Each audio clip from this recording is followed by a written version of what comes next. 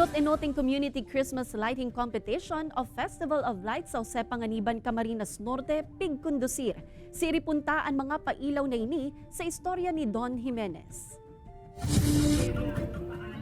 Haros tulong semana na sana, Pasko na. Kaya may hiling na ang wala toong mga pailaw asin mga dekorasyon sa inkaman magduman. Aro kan Roy Padilla Senior Memorial Park na ini sa banwaan kan San Jose Panganiban, Camarines Norte na talaga namang nagkikinang ang kapalibutan, makalis bukasan na kan LGU ang sa indang kainot-inoting Community Christmas Lighting Competition o mas bistado sa apod na Festival of Lights. Taon para sa masaya at nagniningning na Paskong Mambulenyo, 11 recognized organization ang sumali sa pa-contest na ito ng pailaw at dekorasyon ng pamahalaang bayan. Para man day masayang ang effort kan lambang grupo, igwamanin pigtagamang dakulang kantidad ng premyo sa may pinakanakakuanin halangkaw na marka sa nasambitan ng kompetisyon.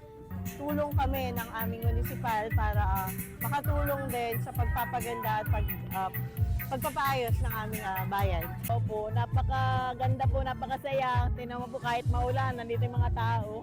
Apara sa Festival of Lights, pinailawan man kan munisipyo ang banwaan hasa sa Baywalk asin parke na talagang nagtaong buhay sa bilog na lugar. Para sa alkalde kan banwaan, ang pagkakasararo kan lambang pamilya sa Saindang Banwaan ang saro sa pigsisimbolo kan nasambitan ng aktibidad. Kahit na maraming pagsubok, maraming pinagdadaanan ang bayan ng Jose Panganiban, ang mga bawat pamilya, pero sama-samang mag-celebrate ang mga taga-Jose Panganiban. Mahaloy ang pailaw na inihasa sa pagtatapos kan holiday season o paglaog kan taong 2024. Ini si Don Jimenez, Balitang Bicolandia.